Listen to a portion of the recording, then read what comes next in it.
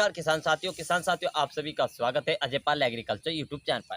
किसान साथियों आज का जो हमारा टॉपिक रहेगा कि धान की फसल पीली पड़ रही है और हमारी फसल ज़्यादा कमज़ोर हो गई है, उसमें कोई ग्रोथ नहीं हो पाई, अच्छे से टिलिंग नहीं हो पाई। तो आखिर में ये फसल हमारी कमज़ोर क्यों रह गई और उसमें पीलापन कैसे आया, कौन सी पोषक तत्व की कमी से आया, इसके लिए हम इस वीडियो के अंदर सारा हल आपको इस वीडियो में बताएंगे। तो किसान साथियों कमेंट करके जरूर बताएं कि आप यह वीडियो कौन से राज्य से देख रहे हैं, ताकि हमें पता चल सके कि हमारी वीडियो कौन कौन से राज्य तक पहुंचती है और हम आपके लिए बेहतरीन से बेहतरीन वीडियो और भी आपके राज्य के हिसाब से बता सकें। तो किसान साथियों जैसे आप सभी को पता है कि धान की फसल इस समय चल रही है और बेहतरीन तौर पर चल रही है। बहुत से किसान साथियों की जो धान की फसल है वो कमजोर हो गई है, पीलापन आ गया है, किसी कारण उसमें टिल्लिंग की संख्या भी नहीं बन पाई और आपकी फसल लगभग 30 से 35 या 40 दिन की है। तो उस समय हमें ऐसा क्या करना चाहिए, ऐसे कौन से फर्टिलाइजर, कौन से खादों का प्रयोग करना चाहिए जिससे हमारी धान की फसल में कोई भी जैसे पीलापन है वो भी दूर हो जाए, टिल्लिंग की संख्या भी बन जाए, जो हमारी फसल कमज़ोर है वो भी कमज़ोर दूरी हो जाए। तो इसलिए आपको अपनी मार्केट में जाना है, मार्केट से किसान साथियों बहुत सस्ते खादों के बारे में हम बताने वाले हैं,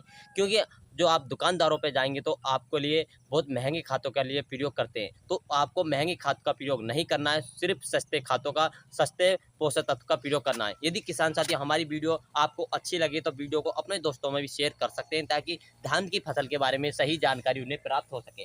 तो किसान साथियों शुरू करते हैं कि जब आपकी धान की फसल कमजोर और पीलापन आ जाता है, किस कमी के कारण आता है। किसान साथियों जब आपकी फसल पीली पड़ रही है तो समझो आपकी फसल में मैग्नीशियम की कमी है। हाँ किसान साथियों जो आपकी फसल पीली पड़ रही है उसमें मैग्नीशियम की कमी है। इस मैग्नीशियम की कमी को दूर करने के लिए हमें पोषक तत्व की मैग्नीशियम की आवश्यकता पड़ती है।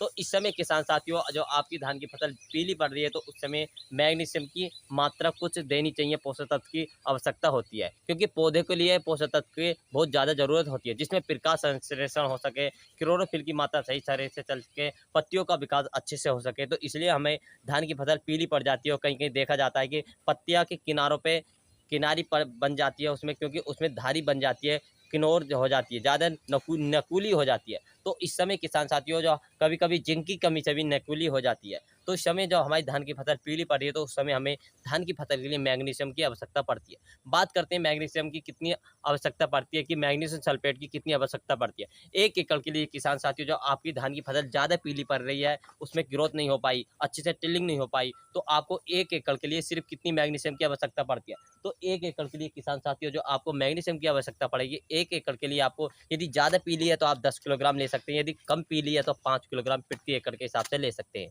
हाँ किसान साथियों ज़्यादा पीली है तो 10 किलोग्राम ले सकते हैं, कम पीली है तो आप 5 किलोग्राम ले सकते हैं। बात करते हैं इसके साथ कौन से मिक्सर करने चाहिए, कौन से कॉम्बिनेशन का प्रयोग करना चाहिए।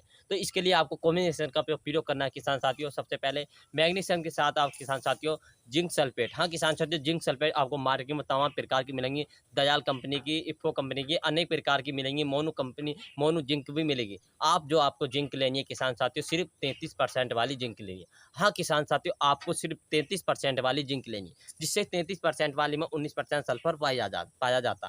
तो 33% वाली जिंक लेंगे, इसे आपको मोनो जिंक तो लेंगे, ये 33% वाली रहती है, काफ़ी बेहतरीन रहती है, तो आप मोनो जिंक ले सकते हैं। आप कौन सी भी कंपनी के ले सकते हैं, मार्केट में तमाम कंपनी की जिंक आती है, तो कौन सी ले सकते हैं। जिंक की मात्रा की बात करते हैं तो जिंक की जो मात्रा लेनी किसान साथियों आपको 1 एकड़ के लिए किसान साथियों लगभग 5 से लेकर 8 किलोग्राम प्रति एकड़ के हिसाब से ले सकते हैं। यदि कम पीली है तो 8 किलोग्राम ले सकते हैं, और यदि ज़्यादा पीली है किसान साथियों कम पीली है तो 5 किलोग्राम ले सकते हैं, और ज़्यादा पीली है तो 8 किलोग्राम प्रति एकड़ के हिसाब से ले सकते हैं।